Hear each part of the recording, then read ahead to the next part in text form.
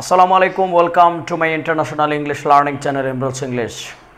বাংলা ভাষাভাষী সকল বন্ধুরা দাদারা যে যেখান থেকে যুক্ত হয়েছে ধন্যবাদ জানাচ্ছি।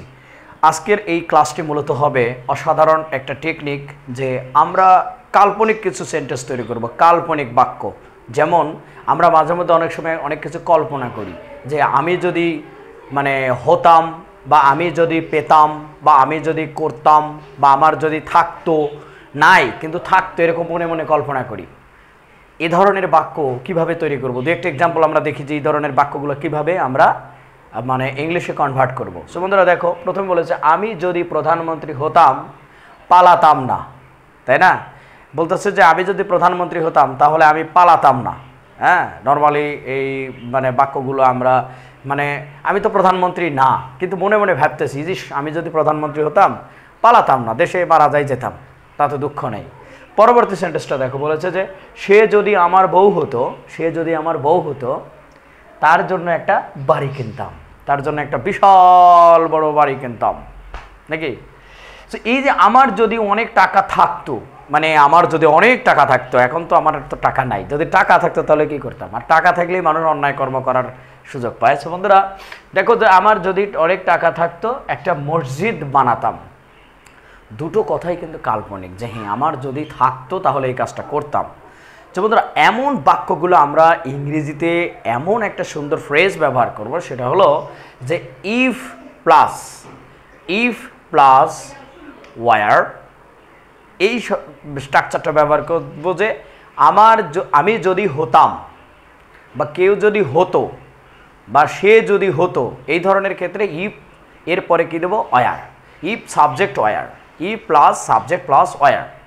কিন্তু যদি দেখা যেত যে আমার থাকতো, অনেক কিছু থাকতো, যেমন এই যেখানে বলা হয়েছে আমার যদি অনেক টাকা থাকতো, থাকা অর্থ ও থাকতো বোঝায়, তখন if plus subject plus had ব্যবহার করব।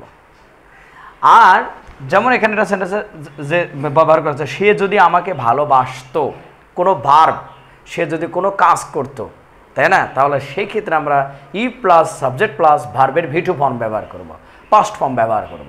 তো বন্ধুরা চলো যাক, আজকের এই স্ট্রাকচারগুলো আমরা শিখে নেই। কাল্পনিক বাক্য কীভাবে শিখতে হয় ইংরেজিতে, সেটাই আজকের ক্লাসে শিখব।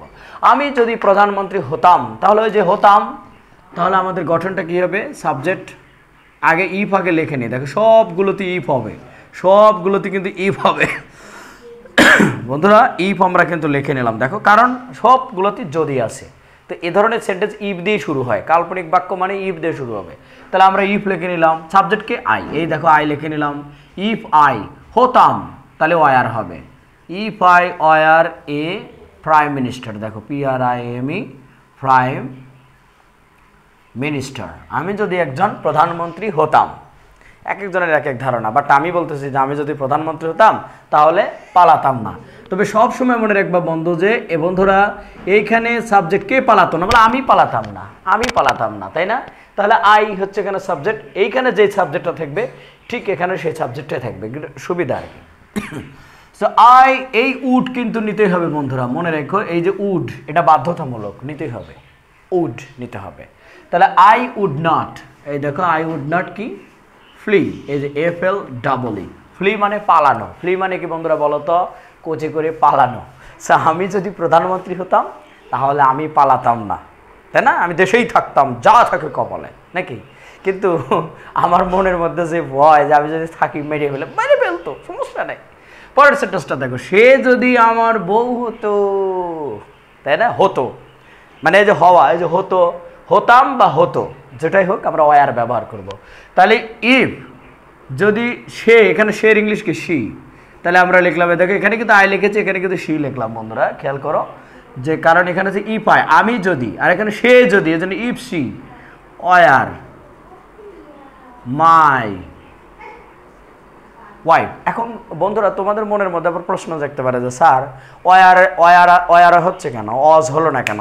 এখানে কাল্পনিক সেন্টেন্স, মনে রাখতে হবে যে আমি নিজে একটা চরিত্র, আমি ইমরুল কায়েস, আর আমার মনের ভিতরের একটা চরিত্র হলো প্রধানমন্ত্রী। তাহলে চরিত্র কয়টা? দুইটা। তাহলে সেক্ষেত্রে আমাদের এই সেন্টেন্সে যদি কেউ ওয়াজ ব্যবহার করো তাহলে সেন্টেন্স পুরো ভুল হবে, কিন্তু পুরো সেন্টেন্স ভুল হবে। সেই জন্য আমরা কি লিখবো বন্ধুরা বলো তো? ওয়ার নেবো, সবসময় ওয়ার নেবো, এক কথা ওয়ার। তাহলে if she were my wife, তাহলে তার জন্য একটা বাড়ি কিনতাম। তাহলে কে, এই যে বলে দিছি কি এখানে আই উড, কে বাড়ি কিন্তু, তার জন্য একটা বাড়ি কিনতাম, কে কিনতো, আমি কিনতাম, নাকি অন্য কেউ কিনতাম। তাহলে I would BUY, I would buy a house, তাই না? I would buy a house, তার জন্য একটা কি কিনতাম, বাড়ি কিনতাম, তাই নয় কি, তার জন্য একটা বাড়ি কিনতাম। ওকে, সো আমার যদি অনেক টাকা থাকতো, ওই যে দেখো বন্ধুরা, এখানে হতাম, এখানে হতো, আর এখানে আছে কি থাকতো। থাকতোর ক্ষেত্রে কিন্তু হ্যাড ব্যবহার করতে হবে, থাকতো। তাহলে হতো বা হতাম আর থাকতো হ্যাড। তাহলে আমার ইফ আই হ্যাড অনেক টাকার, ইংলিশকে huge money, huge money, MONEY, huge money. তাহলে কি করতাম, একটা মসজিদ বানাতাম। তাহলে আই উড, এটা কমন, এই যে would common, I would, would নিতে হবে। আমি কিন্তু বলেছি যে উড না নিলে ভুল হবে, যে সব জায়গায় উড নিয়েছি, এখানে উড নিয়েছি, এখানে উড নিলাম। I would build, BUILD, I would build a মসজিদ, মসজিদ, হ্যাঁ, আই উড বিল্ড এ মসজিদ, একটা মসজিদ বানাতাম।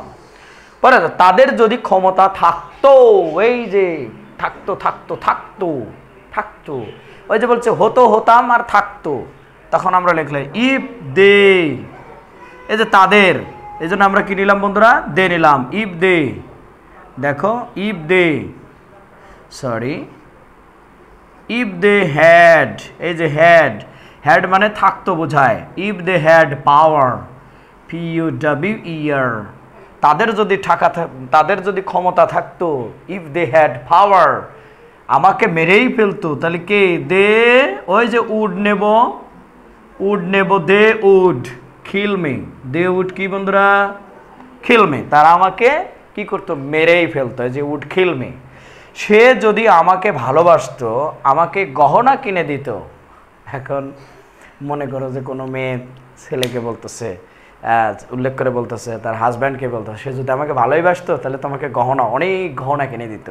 তো এরকম কথা যখন বলবে যে ইফ হি, তাহলে সে যদি, ইফ হি, ভালোবাসার ইংলিশ কি বন্ধুরা তোমরা জানো, লাভ, কিন্তু ইডি ব্যবহার করবো। দেখো লাভড, আমরা কিন্তু বলে দিয়েছি কাল্পনিক সেন্টেন্স সবসময় ভিটু হয়, যে সে যদি আমাকে ভালোবাসতো, ইফ হি লাভড মি, আমাকে ভালোবাসতো, তাহলে কি হতো, আমাকে গহনা কিনে দিত। তাহলে আমরা লিখবো যে he would buy, BUY, he would buy ornament, ornament, বন্ধুরা তোমরা জানো অর্নামেন্ট মানে কিন্তু গহনা, অর্নামেন্ট মানে গহনা, অর্না, ORNA, মেয়েরা ওড়না ব্যবহার করে না, ওড়না, তো অর্না দিয়ে মনে রাখবে যে অর্নামেন্ট মানে মেয়েদের গহনা।